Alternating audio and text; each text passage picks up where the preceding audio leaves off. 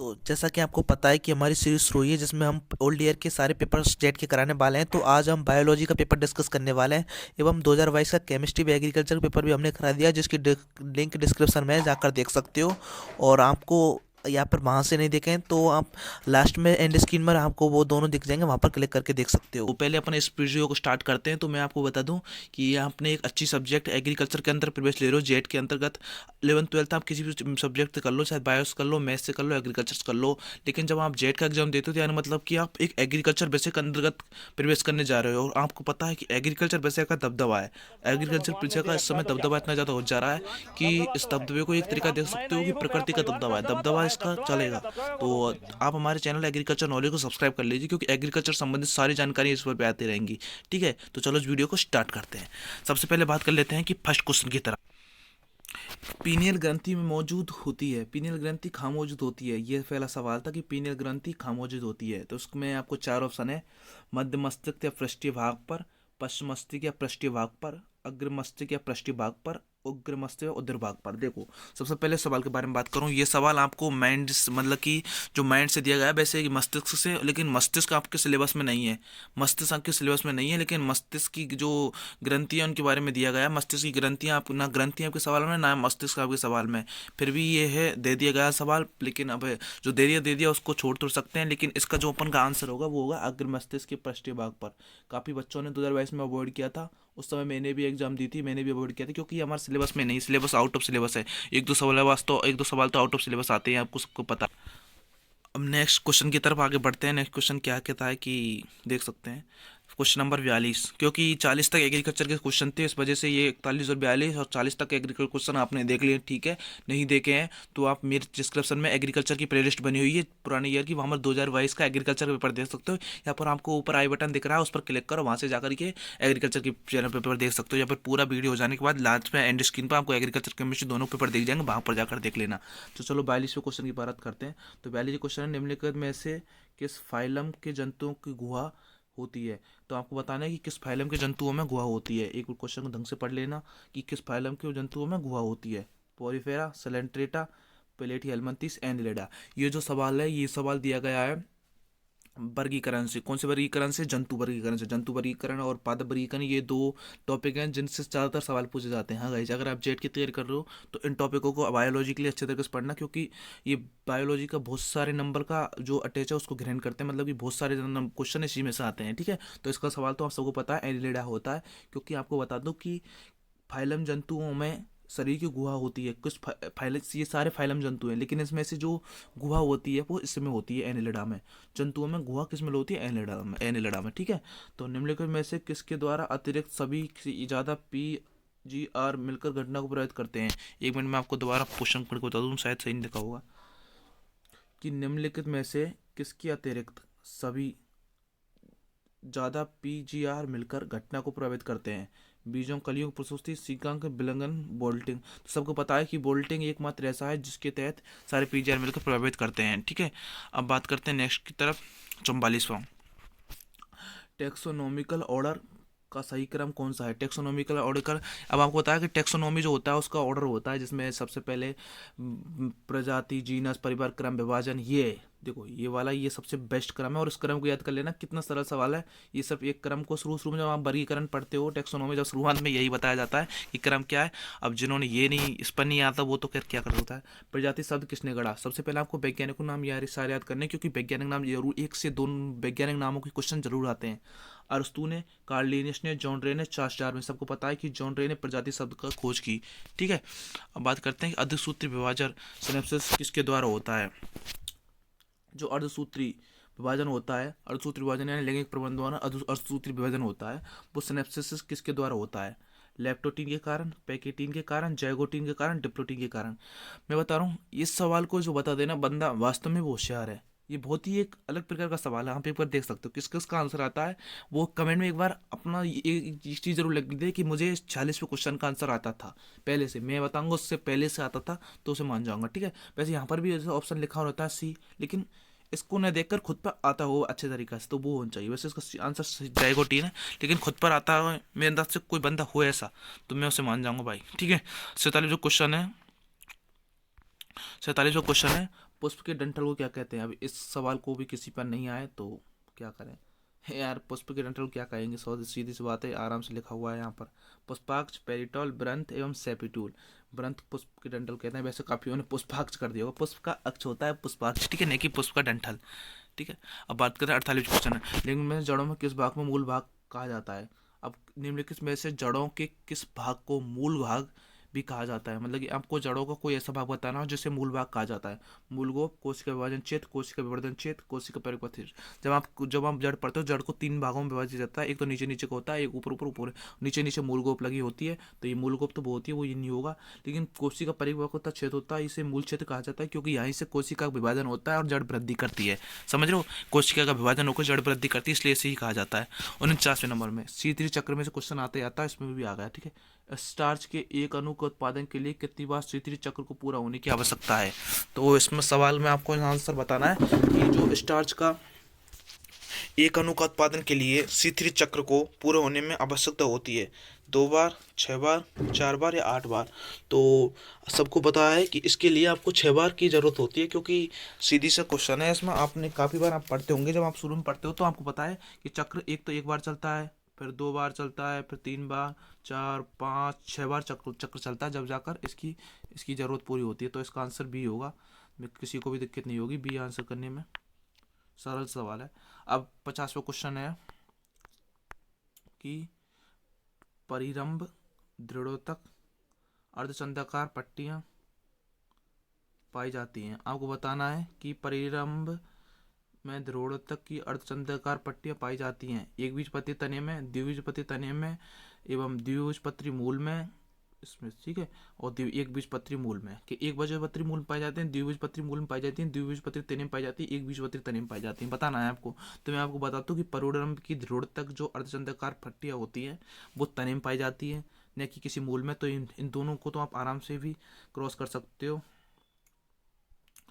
एक minute guys, इन दोनों को तो आप आराम से क्रॉस कर सकते हो, कि क्योंकि वो हमेशा तने में पाई जाती है, न कि किसी भी मूल में तो कोई हाल में नहीं पा सकती, ठीक है। तो इन दोनों को तो आपको क्रॉस ही कर देना। अब आपको इन दोनों में से जवाब देना है, कौन सा, बिना टी पे, ठीक है, टीपना नहीं है, बिना टी पे जवाब देना है इनमें से आपको, ठीक है। इसका मैंने आपको आंसर भी छुपा दिया है, तो मेरे अंदाज से अब सभी को जिन जिनको करना होगा वो कर लिया होगा। तो इसका आंसर होगा बी। एक मिनट, बी क्या सभी सही है? बी किसको उसको लगता है कि बी आंसर सही है, तो वो अभी कमेंट बताएं, और कोई भी दिक्कत आती है तो आप मुझसे पूछ सकते हो, ठीक है गाइज। तो चलते हैं आगे की तरफ कि आगे क्या है। तो अब 50 क्वेश्चन हो गए, अब 91 नंबर के क्वेश्चन पे चलते हैं, 51 नंबर के पे, या फिर कह सकते हैं 11वें नंबर के क्वेश्चन कह सकते हैं यहाँ पर। एक मिनट गाइज, थोड़ा मुझे सिस्टम सेट करना पड़ता है, ठीक है। तो स्नायु बंधन लिगामेंट, स्नायु बंधन या लिगामेंट निम्नलिखित में किन दो को जोड़ते हैं? स्नायु बंधन होते हैं, एक चीज को हमेशा आपको याद रखना है कि हड्डियों से हड्डियों को जोड़ने के लिए तो लिगामेंट, ठीक है, और मांसपेशियों से जोड़ने के लिए एक और आता है, वो चीज़ आपको पढ़ के जानी है, ठीक है। अब 52वें नंबर क्वेश्चन की बात करते हैं कि चने की फली छेदक कीट का वैज्ञानिक, आपको फली छेदक कीट का वैज्ञानिक नाम जान करना है, शायद कोई ऐसा होगा जो नहीं जानता होगा, हेलिकोवर्पा आर्मीजेरा, ठीक है। इस सवाल को मैं भी करके आया था, मुझे ध्यान है, पर मैंने थोड़ा सा ये मुझ पर गलती से टिक लग गया था उस समय मैंने एग्जाम दिया था, तो आपको ऐसा नहीं करना है। कोशिका केंद्र की खोज सर्वप्रथम किसके द्वारा की गई? Rudolf Virchow, Robert Hooke, Robert Brown and Schwann. तो आपको सभी को आंसर पता है, नहीं पता है मैं बता दूं कि रॉबर्ट ब्राउन ने की थी।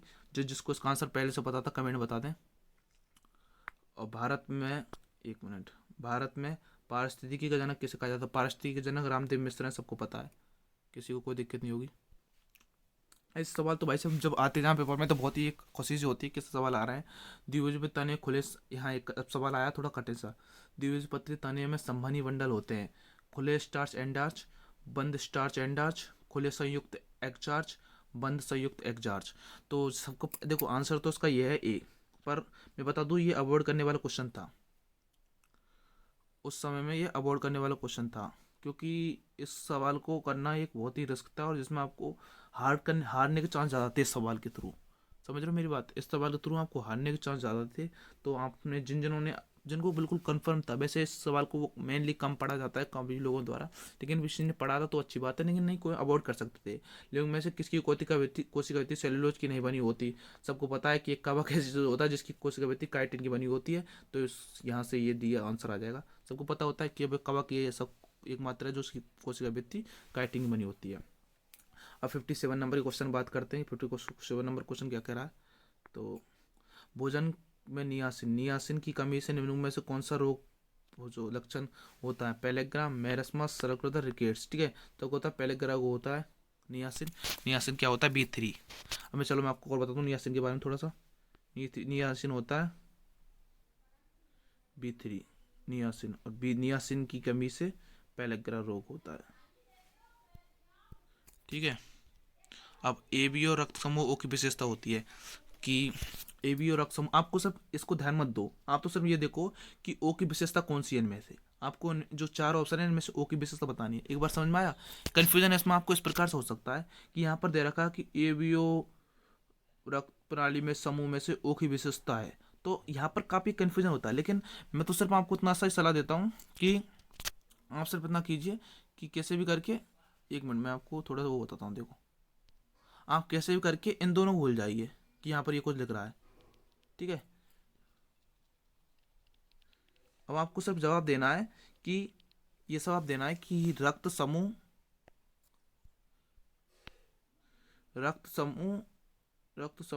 ओ की विशेषता है। रक्त समूह ओ की विशेषता बतानी है इन चारों में से। क्या एंटीजन ओ की उपस्थिति, क्या रक्त एंटीजन ओ उपस्थित होता है, या फिर एंटीजन ए और बी दोनों की उपस्थिति, क्या ए और बी दोनों उपस्थित होते हैं, एंटीजन ए और बी दोनों की अनुपस्थिति, क्या दोनों अनुपस्थित होते हैं, या एंटीजन ए की उपस्थिति एंटीजन बी की अनुपस्थिति। तो मेरे दाते किस किस को ये सवाल करने में तो परेशानी आ रही, मुझे कमेंट करके जरूर बताएं। ठीक है, क्योंकि जैसा कि मुझे पता है कि एंटीजन ए और बी शायद यही होता है ना, ध्यान ध्यान देना, एंटीजन ए और बी दोनों अनुपस्थित होते हैं ना, तो क्योंकि उसमें एंटीजन होता ही नहीं है। अगर उसमें एंटीजन नहीं होता तभी तो वो सर्वदाता है, उसके अंदर सिर्फ एंटीबॉडी होते हैं ए और बी। तो उसमें एंटीजन ओ की उपस्थिति नहीं, उसमें नहीं होती है, उस एंटीजन ओ की उपस्थिति नहीं होता, तो ये सवाल गलत हो गया। एंटीजन ए बी की उपस्थिति नहीं, ये भी नहीं होता उसमें, ए बी बी भी एंटीजन होता ही नहीं है ना। एंटीजन ए की उपस्थिति एंटीजन बी की, इसमें ए बी ए की अनुपस्थिति होती ही नहीं है, तो अनुपस्थिति दोनों की अनुपस्थिति होती है। तो इसका आंसर होगा C। बहुत ही अच्छा सवाल दिया था, पर अगर कोई इसको भी गलती है। अब इरिथ्रोब्लास्ट, सबसे पहले मैं बता दूं आपको इरिथ्रोब्लास्ट क्या होता है। अगर किसी की माँ नेगेटिव है और उसका बच्चा अगर पॉजिटिव हो जाता है, तो उसका जो नेक्स्ट बच्चा होता है उसके मरने के चांस होते हैं। इसी के कारण इस रो और उस कारण क्या होता है, उसको इरिथ्रोब्लास्ट हो जाता है। ये दिख रहा है ना, इरिथ्रोब्लास्टिक कीटोलिसिस। ठीक है, किसकी अयोग्यता होगा उसको लेकोज होता है, तो इसको बचाव के लिए एक इंजेक्शन दिया जाता है। इसके कारण से बच्चे बच जाते हैं। पहले इंजेक्शन नहीं थे, इस कारण पहले बच्चे ज़्यादा मरते थे। तो इसका कारण क्या था, अगर माता तो माइनस है, माता नेगेटिव है और बेटा प्लस है, तो वहाँ पर दिक्कत हो जाती है। आप ज़्यादा डिटेल में मैं ऐसा बता नहीं सकते यहाँ पर, क्योंकि थोड़ा टाइम कम रहता है मेरे पास। तो देख सकते हो कि एपोमिक्सिस किसके गठन को संदर्भित करता है, एंडोस्पर्म, बीज, भ्रूण। तो सबको पता है कि बीज, बी आंसर है इसका। ठीक है, अब बढ़ते हैं नेक्स्ट की तरफ, क्वेश्चन की तरफ। नेक्स्ट क्वेश्चन 61 नंबर का, निम्नलिखित में से कौन सा रासायनिक रूप से ABA का समान है। तो मेरे अंदाज से इसमें किसी को भी दिक्कत नहीं होगी, क्योंकि इसका सही आंसर सबको पता है। कि आपको एक बार कमेंट में बता सकते हो जिससे उसको पता है। तो इसका आंसर है डोरमीन। आप देख लो एक बार इन सवालों को सभी को याद करके जरूर जाना अगर आप पेपर देने जा रहे हो तो, क्योंकि ये सवालों में से बैग जरूर होते हैं। ठीक है, मतलब वापस जरूर होते हैं। एक युग्मक होता है, एक जीन का एलील, जीन केवल एक एलील, सभी जीन एक एलील, में कोई नहीं। तो इसका आंसर होगा B। ठीक है, अब नेक्स्ट क्वेश्चन है, ग्लाइकोलाइसिस TCA चक्र मंत्र होता है। देखो TCA होता है कि 3 कार्बन होता है, और ग्लाइकोलाइसिस एक अलग चीज़ होती है। तो इसका आंसर ये एसिटाइल CoA, D आंसर। सबको याद करके ले जाना है ये चीज़। ठीक है, यह पादप हार्मोन शीर्ष प्रमुखता विनियमित करता है। बिल्कुल, ऑक्सिन, जिब्रेलिन, साइटोकाइनिन, एब्जेलिक। अब इनमें से बता देना आपको कि शीर्ष प्रमुखता कौन सा विनियमित करता है। तो सबको पता है कि ऑक्सिन हार्मोन एक ऐसा है जो शीर्ष प्रमुखता विनियमित करता है। तो इसका आंसर आप ये लगा सकते हो, ये आंसर राइट होगा। ठीक है, अनुपरमी पत्तियां पाई जाती हैं। आपको बताना अनुपरमी पत्तियां किसमें पाई जाती हैं, कौन से कुल पाई, सोलनेसी में। सोलनेसी कुल है जिसमें आपको ये सारे चीज़ मिलेंगी। काफ़ी सब्जियों का कुल होता है सोलनेसी, सबको पता है कि सोलनेसी कुल सब्जियों का है। और फेबेसी मतलब जो लेग्यूमिनेसी दालों वाला कुल है, वही फेबेसी कुल है। ठीक है। लिलिएसी प्याज वाला, ब्रेसिकेसी यानी ब्रेसिकेसी यानी सरसों वाला कुल होता है, ठीक है। तो इसमें से किस में आता है, फेबेसी यानी दाल कुलों में अनुपरमी पत्तियां पाई जाती हैं, ठीक है। अब नेक्स्ट टॉपिक, निम्नलिखित में से कौन सा सम्मिलित नहीं है। मनुष्य होमो प्रजाति, बिल्कुल सही है, होमो प्रजाति को होता है मनुष्य। शेर पैंतरा प्रजाति, सही है। चीता जुबेटस जीनस, बिल्कुल सही है। बिल्ली फेलिस जीनस, नहीं, बिल्ली फेलिस जीनस की नहीं होती है, तो इस चीज़ को आप याद रखें, ठीक है। एक बार सभी के जीनस पढ़ के जाएं, सभी जानवरों की, हल्का हल्का, वैसे ज़्यादा नहीं पर हल्का हल्का तो पढ़ कर ही जाएं, ठीक है। अब नेक्स्ट टॉपिक पढ़ते हैं कि मधुमक्खी में नर मधुमक्खी का जन्म किसके द्वारा होता है। कि देखो मधुमक्खी में बहुत सारे प्रकार होते हैं, उसका बच्चे, एक तो सैनिक होता है, एक नर होता है, एक राजा होता है। तो उसमें से नर का जन्म कैसे होता है, अनिश्चित अंडे से, निश्चित अंडे से, रॉयल जेली द्वारा, अपोषित। देखो अनिश्चित अंडे से नमो सैनिक बनता है, निश्चित अंडों से राजा बनता है, और रॉयल जेली का पोषित से रानी बनती है, या अपोषित लार्वा से वो अनिश्चित अंडों से। तो आपको, लेकिन इसमें सॉरी नर मधुमक्खी पूछी है, ठीक है, मादा नहीं पूछी है, नर मधुमक्खी। नर मधुमक्खी मतलब, तो ये नर मधुमक्खी जो सैनिक भी कहते हैं वो अनिश्चित अंडों से बनती है, ठीक है। अब बात करते हैं टाइकोग्रामा प्रजाति पर परजीवी है। ट्राइकोग्रामा, जो टाइकोग्रामा प्रजाति पढ़ते हो आप, जो ट्राइकोग्रामा प्रजाति पाई जाती है, इस पर किस परजीवी है, मतलब परजीवी किस पर परजीवी है, मतलब कि किस पर जीवन यापन करती है ट्राइकोग्रामा प्रजाति। सबको पता है अंडे पर ट्राइकोग्रामा प्रजाति। पोएसियन होता है जो वो वाला कुल होता है, कौन सा, वो पोएसी कुल होता है, ठीक है। पाया जाने वाला कौन सा फल है, पोएसी कुल होता है, उसमें कौन सा फल पाया जाता है, फल प्रकार कौन सा पाया जाता है, कैप्सूल, सिलिक्वा, कोरियोप्सिस, पोम। तो सबको पता है कि कैरियोप्सिस कुल पाया जाता है, सबकी किस में किसी को भी दिक्कत नहीं होगी।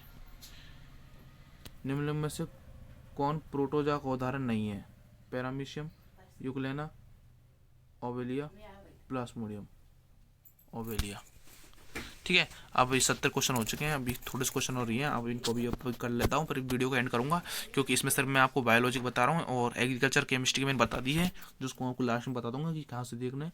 यूकैरियोट 40 राइबोसोम पाए जाते हैं। देखो यूकैरियोट दो प्रकार होता है, 40 से 70 वाला। 40 राइबोसोम होता है बी, एक 18 आरएनए, ठीक है, ये आपने पढ़ा होगा कोशिका बल बने। पीसीआर तकनीक का प्रमुख पॉलीमरेज चेन का एक स्रोत है, थर्मोबैक्टीरिया, होमोफिलिक बैक्टीरिया, क्रायोफिलिक बैक्टीरिया एंड सब होता है, थर्मोफिलिक बैक्टीरिया ही इसका स्रोत है।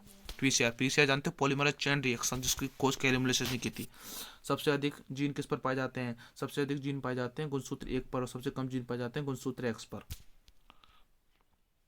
ट्राइकोडर्मा है, सबको पता है कि ट्राइकोडर्मा क्या चीज़ है, एक मिनट सॉरी गलती हो गई। ट्राइकोडर्मा क्या चीज़ है, खमीर, एक्टिनोमाइसीटी, कवक, जीवाणु। ट्राइकोडर्मा कवक, फंगाई का होता है।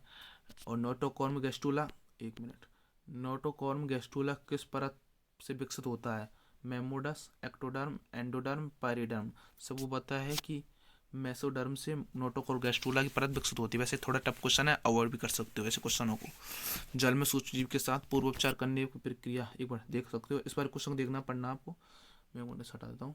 17 नंबर क्वेश्चन को पढ़िए कि जल में के साथ पूर्वोपचार करने पर एक प्रक्रिया जो जूट फाइबर बंडलों को केंद्रीय तनों को अलग करती है एवं लकड़ी के ऊतकों के तंतुओं को ढीला करती है, कहलाती है एरोइंग, फेलेटिंग, रेटिंग एंड बोल्टिंग। तो इसका सही आंसर होता है रेटिंग, सी, यही इसका सही आंसर है, ठीक है। मधुमक्खी के छत्ते में वर्कर भी होते हैं। वर्कर भी कौन होते हैं, बांझ मादा, ये बांझ मादा होती है, इनको वर्कर बना दिया जाता है, और जो रॉयल जेली खाती है वो रानी बन जाती है। 78, अधिकांश पौधों में शर्करा प्रमुख रूप से स्थानांतरित होती है, किसके द्वारा होती है, सबको पता है कि सुक्रोज, अधिकांश पौधों में जो शर्करा होती है वो सुक्रोज कारण होती है, अधिकतर 90% सुक्रोज शर्करा ही होती है, ठीक है। स्तनधारी में 12 द्वितीयक स्पर्मेटाइड एवं 12 द्वितीयक ओसोइट द्वारा कितने शुक्राणु, 12 ही द्वितीयक स्पर्मोसाइट। सबको पता है कि शुक्राणु में वो दुगने बनते हैं और अंडाणु वो सेम बनते हैं, तो 12 तो शुक्राणु बन जाएंगे और 12 अंडाणु बन जाएंगे। अब लास्ट एवं 80वां क्वेश्चन, निम्नलिखित में से किस्म कौन सी कवक खाने योग्य नहीं है। कवक जब आप वर्गीकरण पढ़ते हो, जिसमें फंगाई पढ़ते हो, तो उसमें देखते हो कि एक कवक है जो खाने योग्य नहीं है, तो उसमें कौन सी है, वो है अस्टीलेगो। ये कवक खाने योग्य नहीं है, सिर्फ किसी अन्य काम में ली जाती है। तो ये 80 क्वेश्चन यानी कि 40 तो एग्रीकल्चर की, जो कि पहली वीडियो करा दी, जो कि आपको ऊपर स्क्रीन पर दिख रही है, और 40 ही इसकी बायोलॉजी कराती है। तो ये सारे क्वेश्चन करा दिए और मैंने प्रीवियस ईयर के पेपर करा रहे हैं। यहाँ पर स्क्रीन पर आपको एग्रीकल्चर एवं केमिस्ट्री की दिख रही है, ये बायो कराई सन 2022 का है। इसके अलावा और भी सन की मैंने वीडियो बना के प्लेलिस्ट डाल दिया। अगर आप इस वीडियो को लेट देख रहे हो तो आप भी देख सकते हो प्लेलिस्ट में जाकर, अभी जो कोई पेपर नहीं आया वो आ जाएंगे। Thank you guys. और टेलीग्राम में व्हाट्सएप चैनल को ज्वाइन कर लेना, इसी प्रकार की जानकारी मिलती रहेंगी और इसकी PDF भी आपको वहाँ पर मिल जाएगी टेलीग्राम पे। Thank you guys, bye.